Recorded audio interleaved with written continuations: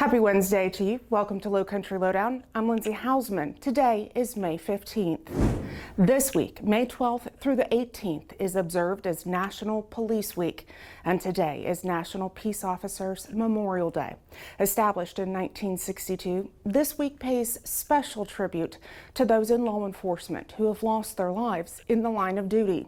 On Monday night, the 36th annual Candlelight Vigil was held on the National Mall in Washington, D.C. The names of those who died this past year were read aloud during that event. Here at home, we will never forget our deputies who died while in the line of duty serving Beaufort County. Constable J. Rollins Cooler, Deputy Sheriff Benjamin Cardin, Deputy Sheriff Elmo Langford, Patrolman First Class Russell Bell, Corporal Dyke Corson, Lance Corporal Dana Tate. Please join us in congratulating Lorena Hildebrand and Katrina Williams on their promotions to Emergency Services Dispatcher 1, and we're pleased to announce the recipients of this year's Scholarship for Higher Education. The students there are pictured on your screen. This year's students of staff submitted an application which included two parts, an essay and a description of their involvements in our community. Thanks to a group of community members who reviewed the applications, 5 students were chosen to receive the scholarship. This is made possible through money raised during our agency's spring and fall golf tournaments. And 2 citizens were recognized as well, receiving a certificate of service. On March 9th, Terrell Mungan and Janine Rosenberg Gleason were working at Truffles in Bluffton when a patron of the restaurant began choking. Through performing the Heimlich maneuver and CPR, they were able to save that patron's life. Today is observed as National Senior Fraud Awareness Day.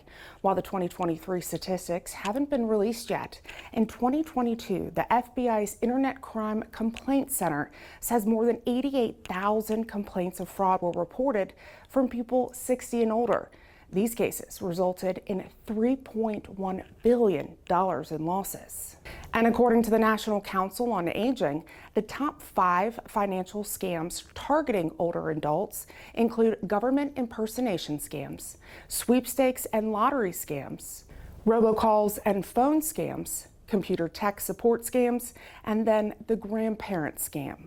Other scams targeting older adults: romance scams, business imposter scams, investment scams, then the Medicare and health insurance scams, and internet and email fraud. Now, next week, we'll introduce you to a Hilton Head Island woman who fell victim to a romance scam. Nancy Anderson shares her story as a cautionary tale for other women like her in our community. As always, if you feel you've been a victim of a scam, please report it to us. You can call our non-emergency dispatch line at 843-524-2777. We're also happy to share the latest information on scams through presentations to community groups and organizations. If you're interested, you can visit our website at bcso.net. You'll see it under the Crime Prevention tab. Click on Request a Speaker.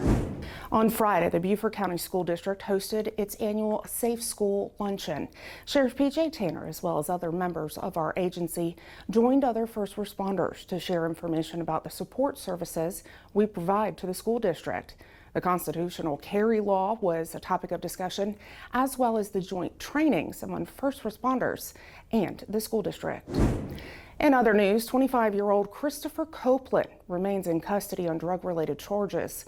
Shortly before 1 in the morning on May 9th, deputies working traffic enforcement near the Broad River Bridge pulled over a car that Copeland was in for speeding. During the traffic stop, illegal drugs and drug paraphernalia were found inside the car. Copeland was arrested for simple possession of crack and trafficking fentanyl. You may have seen it on our social media platforms already, but for those of you who didn't, here's a story with a great ending. Pictured here is Lance Corporal Solly and a baby deer he rescued. Shortly before midnight on Saturday, someone reported a baby deer in the road in Burton. Solly was the deputy who responded. DNR was contacted due to the call involving wildlife. In the end, to make sure the baby deer wasn't hit by a car, Lance Corporal Solly removed it from the road. It's now receiving the proper care to be rehabbed and released. And did you catch the Northern Lights on Friday night? I definitely missed them, unfortunately. This rare occurrence had everyone abuzz. These are pictures that Ellie Hackamer Day shared with us from South Forest Beach on Hilton Head Island. She says the colors were not this bright with the naked eye, but really popped through the phone lens. She added, it was a truly spectacular sight. And lastly, to the men and women of our military, we say thank you.